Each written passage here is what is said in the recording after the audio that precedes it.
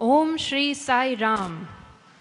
Dear Swami, today we, the devotees of Zone 4 and Zone 5 countries of the Sri Satya Sai organization, present to you an offering from the deepest of our hearts to celebrate your advent onto this planet as our very own Lord Buddha. We have come from the countries of Brunei, Indonesia, Japan, Malaysia, Nepal, Bhutan, Singapore, Sri Lanka, Taiwan, and Thailand. The theme for this two-day program is From Mind, the Cause of Suffering, to Nirvana, the End of Suffering.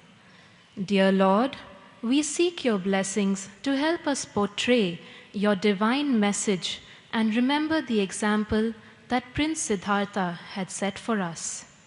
Respected elders, dear brothers and sisters, to commence the program, I would like to call upon Dr. V.K. Ravindran, who is an established ENT surgeon in Malaysia and currently is the chairman of the Zone 4 countries. I offer my humble and loving pranams at the lotus feet of our omnipresent Bhagavan Sri Sathya Sai Baba. Respected elders, brothers and sisters of the Sai family. Today is a very special day, Buddha Purnima, a day that all Buddhists all over the world will be celebrating the advent of a great persona. This day is also significant as it is the day when Buddha was born, the day when he attained enlightenment, and the day when he left his mortal coil, the parinirvana. For us, as devotees of Bhagavan, we must understand that Buddha was Prince Siddhartha of the royal heritage of Kapilavastu. And he was born at the time when King Suddhodana and Queen Mayadevi had this wonderful child.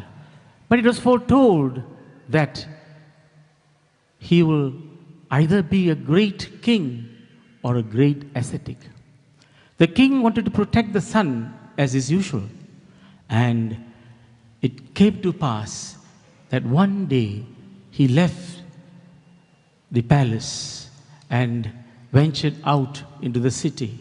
And there, four sights changed his understanding of the human existence. One, he saw a sick person. Two, he saw an old man. He realized that he also will become an old man one day. Third, he saw a corpse. And fourth, he saw an ascetic. He then realized that the only way to salvation was to attain liberation. And all of you know that under the Bodhi tree, Buddha attained enlightenment. And what did he say to his people, to the disciples who assembled there at the first sermon? He said, Sarvam dukkam, everything is suffering, misery, life is full of misery. Sarvam shanikam, everything is temporary, nothing is permanent. We all live an existence of sensuality.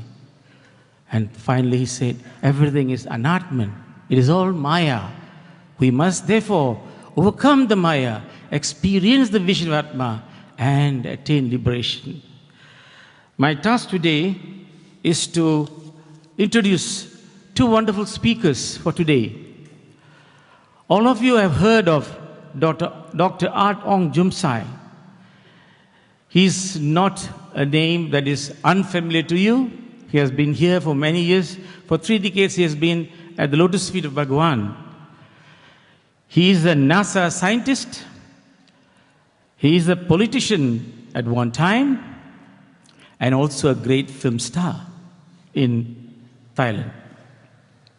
Presently, he is a member of the Education Committee under the World Foundation, and he's also director of the Institute of Sathya Sai Education in Thailand, one of the first of its kind, and he has trained more than a few thousand people, students who underwent the diploma course in Thailand.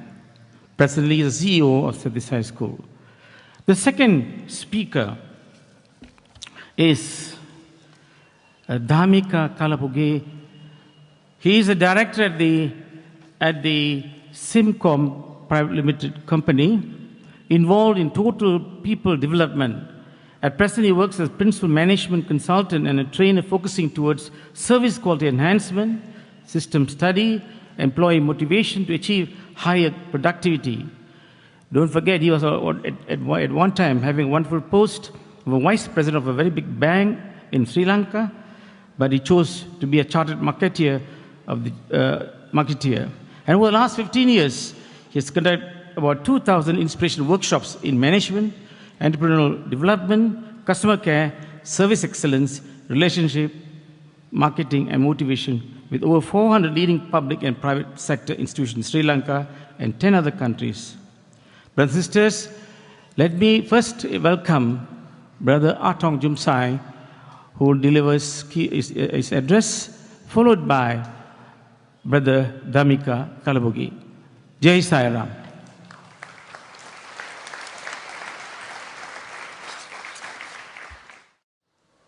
Most loving pranams at the divine lotus feet of Bhagavan Baba. Dear brothers, sisters, on this most auspicious occasion of Buddha Purnima, may Swami's blessings be upon all of you.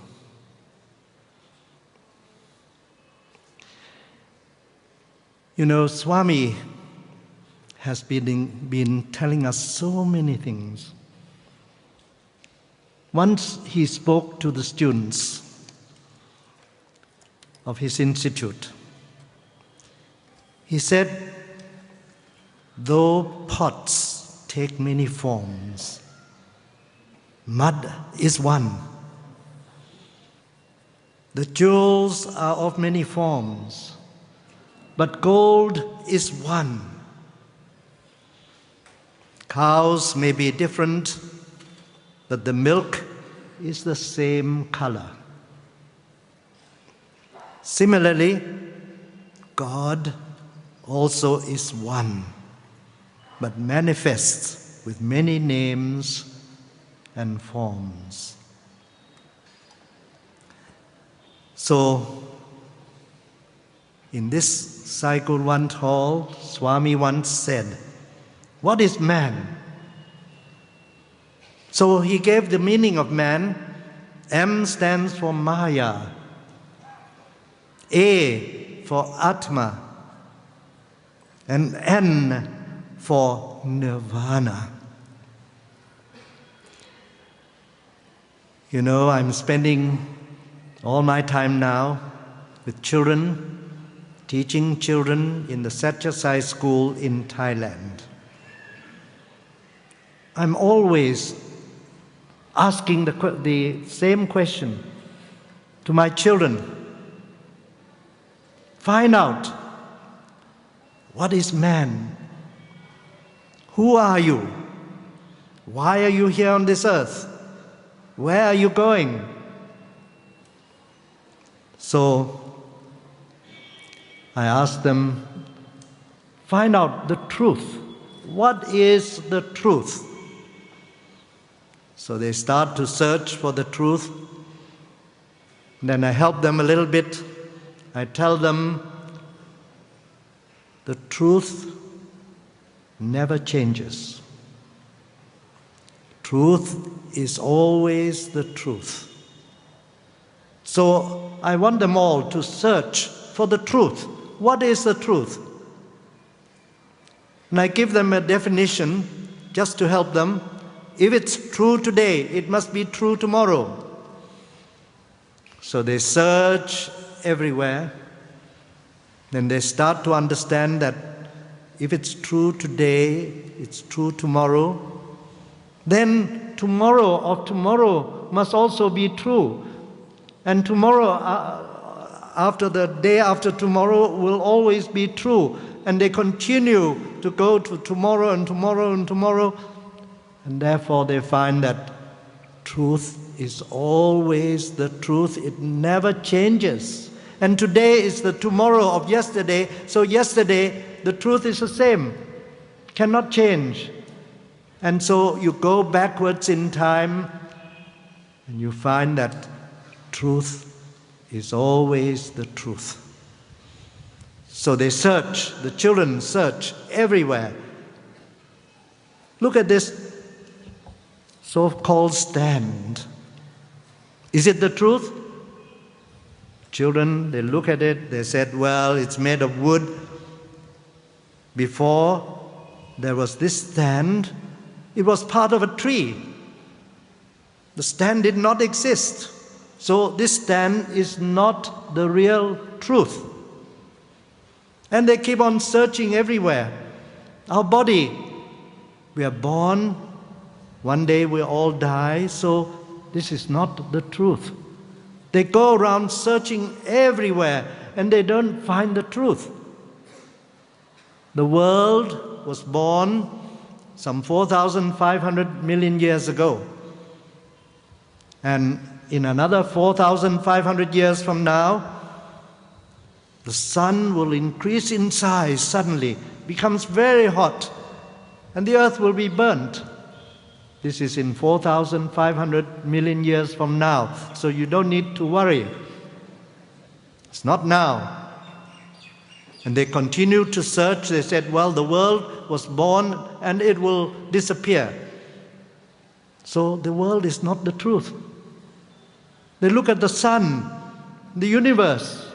The universe started some 15 billion years ago. Before that, there was nothing. Suddenly there was a big bang, according to the scientists. Then suddenly you start to have matter, you start to have suns, stars, and planets being formed everywhere. And now we find this black hole right in the middle of our galaxy. And the black hole is drawing everything into it. We are very fortunate that we are on the edge of the galaxy that we call the, what do you call this galaxy? Milky Way galaxy, that's right. So this is the Milky Way galaxy where we live, and we are right on the edge. So we are far away from the black hole, but that black hole is increasing in size because it's drawing everything into it. So one day it will be so big and all the galaxies all have black holes. So one day the whole universe will disappear. But don't worry about it. Scientists say it'll be another 100,000 million years from now. So it's a long time to go. But one day the whole universe will disappear. So we cannot find the truth anywhere. Everything is Maya. Then what is the truth? Our children continue to search. They said they can't find anything anywhere. I said, well, there's only one place where you have not looked. They thought about that and they said, that's true. We looked everywhere, but we forgot to look inside our own heart. This is where we got to look for. And once they start to look inside their own heart, they start to discover the Atma. The Atma is right there. It's right in our own heart. It's in the heart of everybody. We're all Atma. So they start to discover the truth that we are Atma. But then you cannot separate the Atma. Atma is one. We are all Atma. We are all the same. We are all gods, the Atma. So we finally find that eventually that Atma is no difference. We are all the same Atma. We're all the same. We're all part of the same nirvana. Eventually, we'll all merge into one. And that is the final place where we'll be. The same position, the nirvana. So, our children, they discover who they are. They are the Atma. They search everywhere. Finally, they don't find anything anywhere except inside their own heart. So we need to meditate. We need to go into our own heart. So Swami has given us a meditation on the light, going into our own heart, and we are discovering that we are the light. We are right there. So all of our children in the Satyasai school, before they leave the school, they discover that they are Atma. But then they start to discover that you cannot have two Atmas. You cannot have different Atmas. We are all the same. We are all one. And that is finally the goal of our life, to discover oneself. Then we'll be merged into one. We become the same nirvana. So this is what Swami has been telling us again and again and again, that we are all Atma, that we are all part of the one nirvana, the same God, the same thing, all of us, we are all the same. There's no difference. You know, he often introduced me to other people. He said, people tell Swami, I'm a scientist. Swami said, no, he's a scientist. We all study, we think we're all studying the world, studying science, we're studying everything. No, we need to study about Sai. So we're all scientists, not scientists.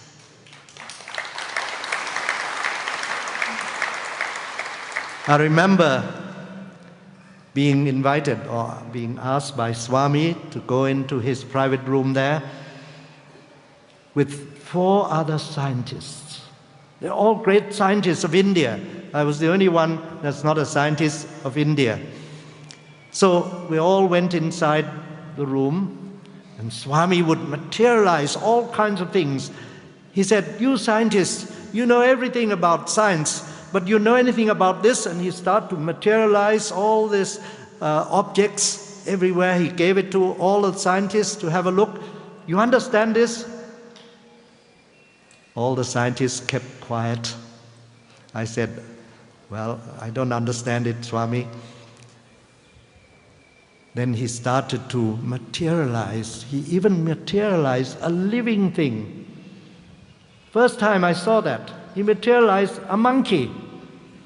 He gave it to us, and the monkey was running around, jumping around all over the room. Then he brought the monkey.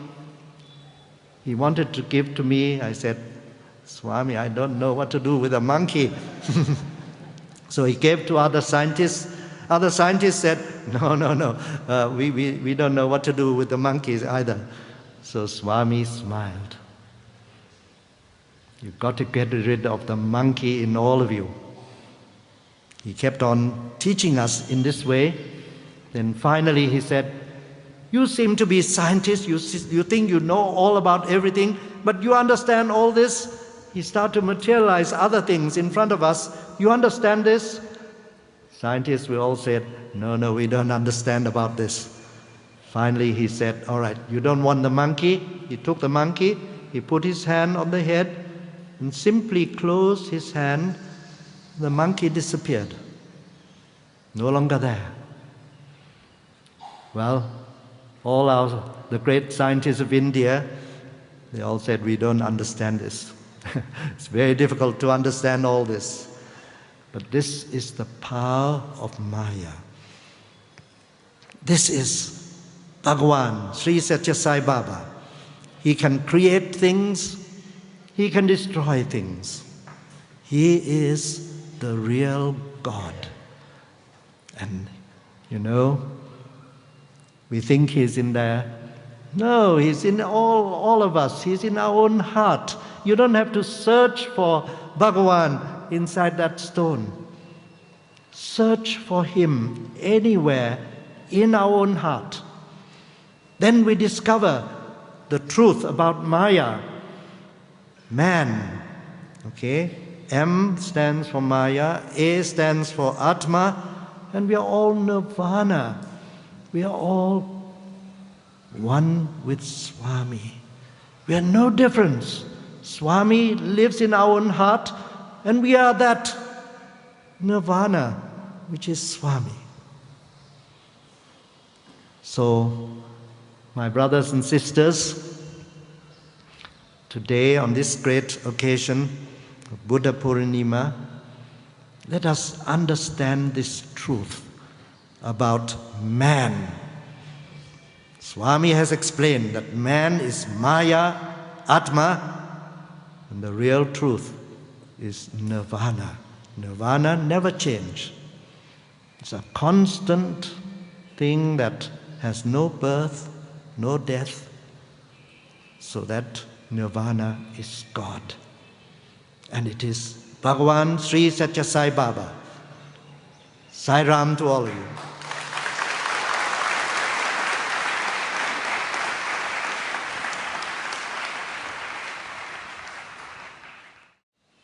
My humble pranams at the lotus feet of our omnipresent Bhagavan Sri Satya Sai Baba. Dear Sai brothers and sisters, Sai Ram.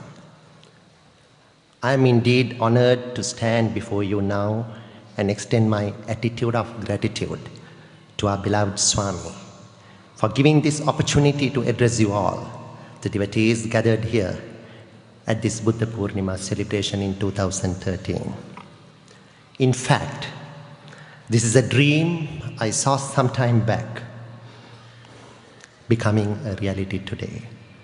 In one of my dreams, I witnessed myself doing a similar presentation in the presence of our beloved Swami. Although Swami, your physical presence is not visible at this very moment of time, you are very much present among us today in your Holy Spirit.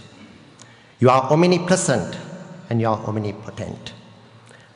This, I am sure, is being felt by all of us, the devotees who are gathered here for this occasion of Buddha Purnima celebration 2013. Today is the full moon day of the month of Vesak. This day is of paramount importance to about 500 million people who follow the teaching of Lord Buddha. As Dr. Ravindran said, this day happens to be the day of commemorative importance of 3 significant events connected with the life of Lord Buddha, namely his birth, his enlightenment, and his demise, or the parinirvana. Lord Buddha lived on this planet 2,600 years ago. Even prior to his birth, there had been some accepted rules or precepts practiced by the mankind for them to survive as disciplined human beings. They became a way of life. Those rules were highly acceptable to the society as they possessed the qualities essential for the right conduct and well-being of the mankind. The Lord Buddha gave a further meaning to those rules by putting them into a more practical way by the introduction of 5 simple precepts that can be easily followed by anyone who desires to do so. This Lord Buddha said that never be an extremist, be guided by the middle path. Buddha explained the middle path, saying that if strings of a musical instrument are set too tight, then the instrument will not play harmoniously. If the strings are set too loose, the instrument will not produce music. Only the middle way, not too tight and not too loose, will produce harmonious music. One of the basic practices of the Buddhists all over the world is to follow these 5 precepts in their day-to-day life. They are namely, the first precept, as we all know, Panatipata Veramani Sikkhapadan Samadhyami, means I undertake the rule of training to refrain from harming living things. This shows the importance of life. As life is valuable to all, no one has the right to destroy another's life. Swami says that in every living being there is Sai in it. Therefore, extend loving kindness to all beings.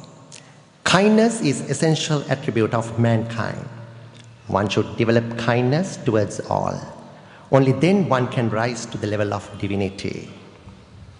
Do not hurt anyone with words or deeds. This is called ahimsa. Swami referred to Buddha as saying that non-violence is the greatest dharma. The observance of non-violence has been described as the highest form of dharma. All the violence in the world today is owing to the fact that people do not lead the right lives. Love will be fostered only when non-violence is practiced. When love is practiced, there will be peace in the world. The second precept is Adinadana Veramani Sikkhapadan Samadhyami. I undertake the rule of training to refrain from taking what is not given. This shows the life's importance given to the ownership of inanimate objects. Swami says, in under any circumstances and on any compulsion, one should not rob another's property. The third precept is Kame Sumichachara Veramani Sikkhapadan Samadhyami, means I undertake the rule of training to refrain from misuses of the senses. It involves in advising us to refrain from the misuses of all the 5 senses. In this precept, the word michachara has to be correctly understood. The Buddhist is not asked to abstain from eating the food he likes or satisfying his eyes or ears with works of art or music. He is not asked to abstain totally from other sensual desires as well. Only wrongful enjoyment is not accepted. Swami says, watch your actions and character at all times. Our conduct, our actions, all what you see, hear and consume by way of liquid or solid, all these should be regarded as offering to divine. The fourth precept is Musavada Veramani Sikkhapadan Samadhyami, which means I undertake the rule of training to refrain from uttering lies, wrong speech. It shows the importance of being honest. Swami says, watch your words at all times. In truth, there is only one. The entire world has originated from truth, is sustained by truth, and ultimately merges into truth. There is no place without the principle of truth. Truth is challengeless in all the 3 phases of time, that is past, present and future. Everything may disappear, but truth remains forever. There is a saying that if one tells the truth, you need not remember anything. And Dr. Jumsai told about the truth and the power of truth. The 5th precept is Suramere Majupama Dattana Veramani Sikkhapadan Samadhyami. I undertake the rule of training to refrain from taking drugs or intoxicating drinks which tend to cloud the mind. It shows the importance of having a clear mind, which is very essential for spiritual development. Swami says, to an intoxicated man, the world appears insane, foolish, misled, and blind. Swami summarized all these saying that love is God, God is love. Love more and more people. Transform love into service, into worship. That is the highest spiritual practice. This basic teaching can be said in 8 words. Love all, serve all, help ever, and hurt never. The Lord Buddha explained how one could make Dhamma as one's own island of refuge. He said it is through the cultivation of mindfulness or awareness of the body, sensations, mind and mind objects, one can assimilate Dhamma.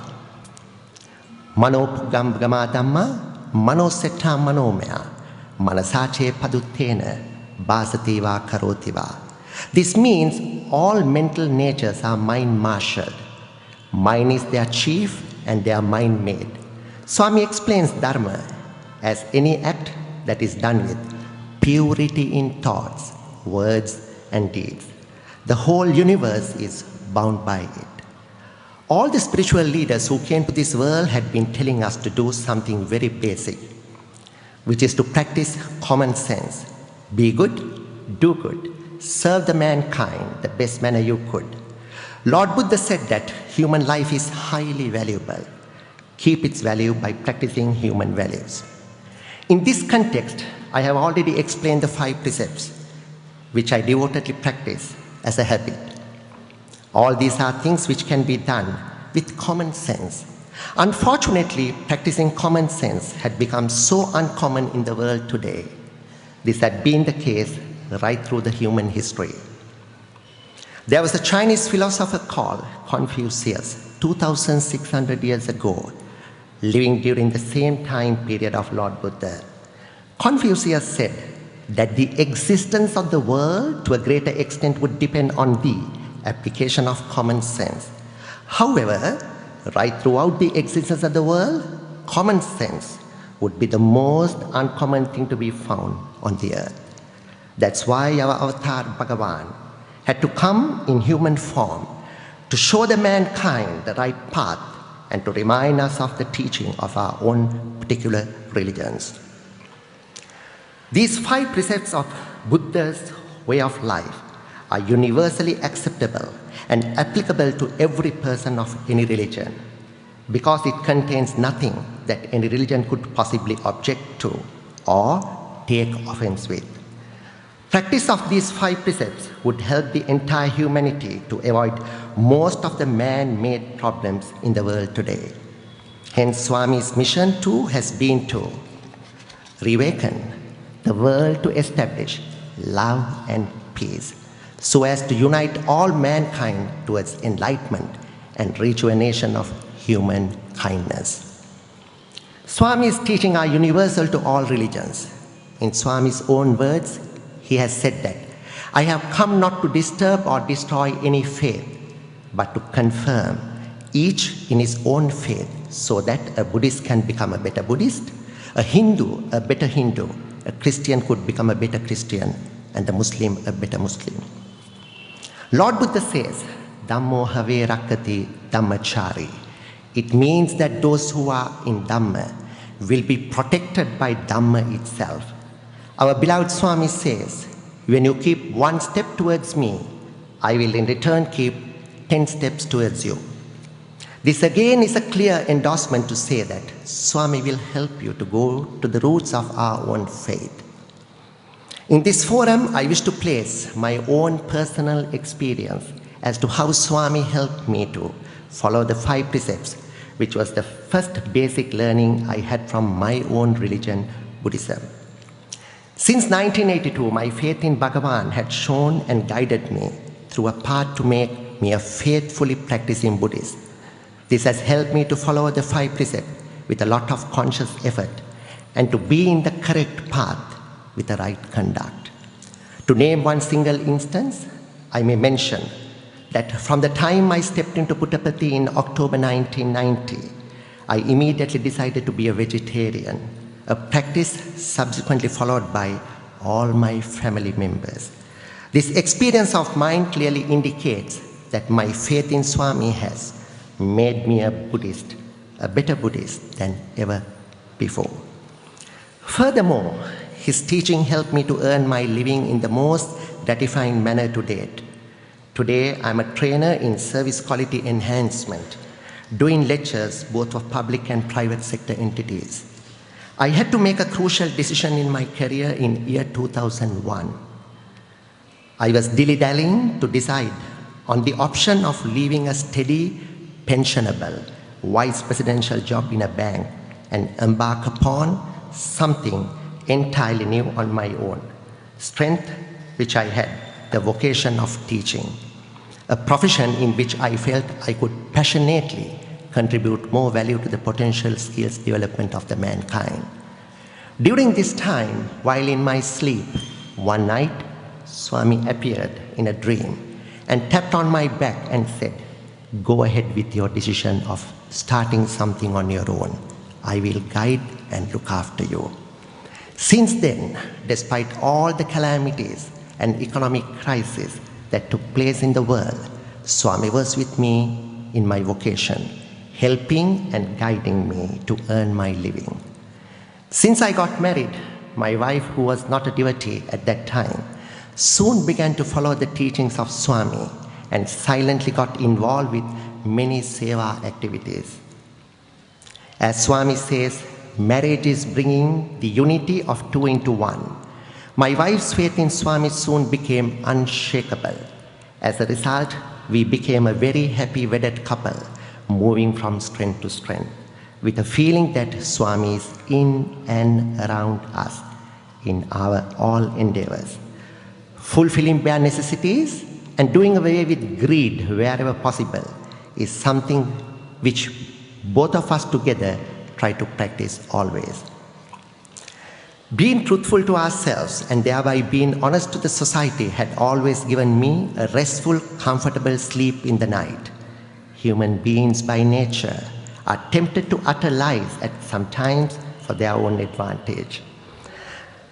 The basic test of feeling that I assumed at every moment is that Swami is beside me always and that he overhears what I say and do. Swami says, "Succeed in all tests, then you will become tasty for Bhagavan." There is a myth in the corporate world that dining and wining is something one needs to do often to develop networking and social relationships.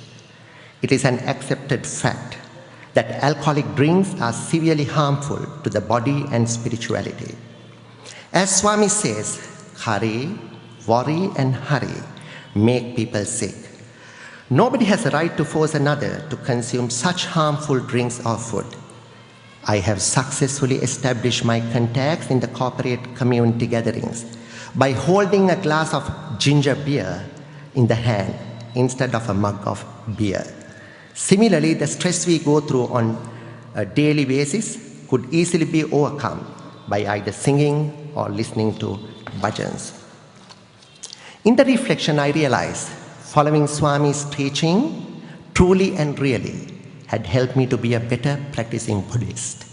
Swami's endeavor was to make the teachings of all spiritual leaders universal. He proclaims, "Let the different faith exist. If each person lives the ideals propounded by the founders of their own religion, unaffected by greed or hate, then this planet will be a happy and a peaceful habitation for the mankind." Today we are gathered here from all over the world to fulfill ourselves with a lot of bliss in this auspicious day of Vesak, practicing the learning we had from our own religions, with the guidance we receive from Swami, is something we should eternally believe in. At this moment of time, pondering our minds with questions such as whether Swami is still present amongst us, just in the same manner as he was living, or again and again questioning why is that Swami had a samadhi so soon, are not worthy of any more botheration for ourselves. The annual celebrations of Buddha Purnima is an occasion for all of us to be conscious of the religious practices and remind us of their values. As it says, celebrations are reminders.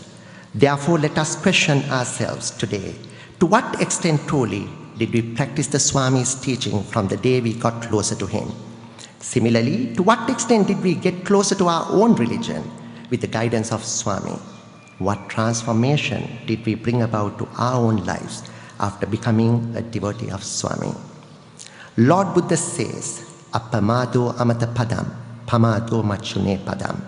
It means never ever be late to follow the teachings of Dhamma. So let us pass a resolution in our minds today, at this very moment of time, so as to go back and think of at least one single precept of learning we had from Buddhism but have failed to practice so far. Take an initiative individually and make a beginning today to practice at least one simple single precept in memory of Swami and Buddha Purnima of 2013. Collectively, when we put right things into practice across all over the world, this earth will be a beautiful place for all of us to live in peace and harmony. I take this opportunity to thank my parents for giving me the needed education and inculcating values to come and do this speech here. I think I consider it as one of the most holiest places in the world on a day like this. To do this speech is the greatest honor that I have received. Thank you very much for listening to me. Jai Sai Ram.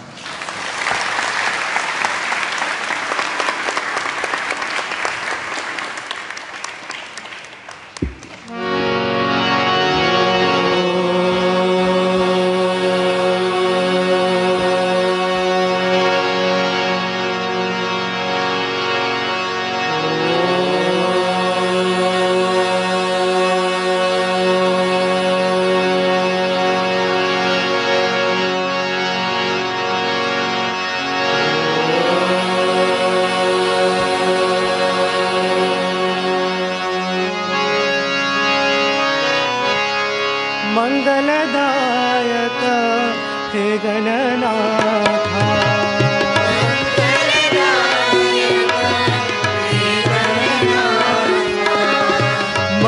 मंगलदायक हे गणनाथा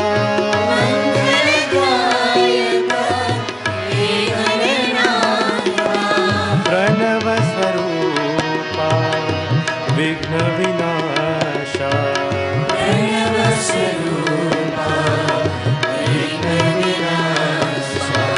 प्रणव स्वरूपा विघ्न विनाशा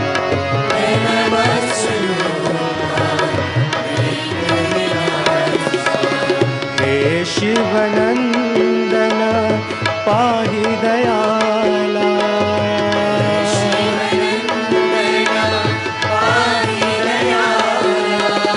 हे शिवनंदन पाहि दयाला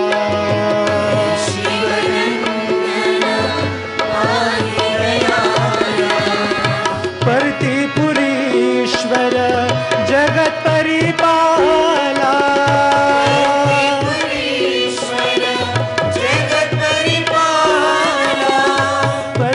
परतिपुरीश्वर जगत परिपाला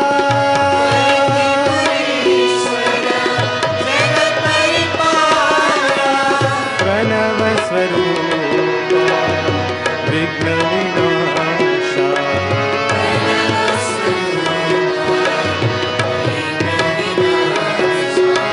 प्रणव स्वरूप विघ्न विनाशा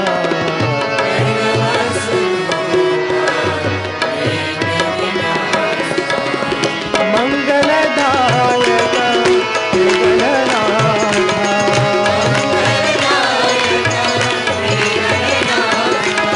प्रणव स्वरूप विघ्न विनाशा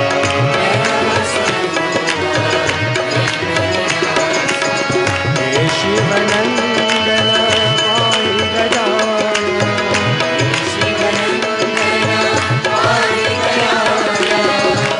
परतिपुरीश्वर जगत परिपाला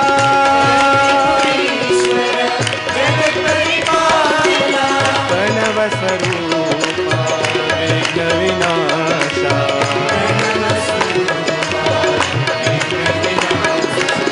प्रणव स्वरूपा विघ्न विनाशा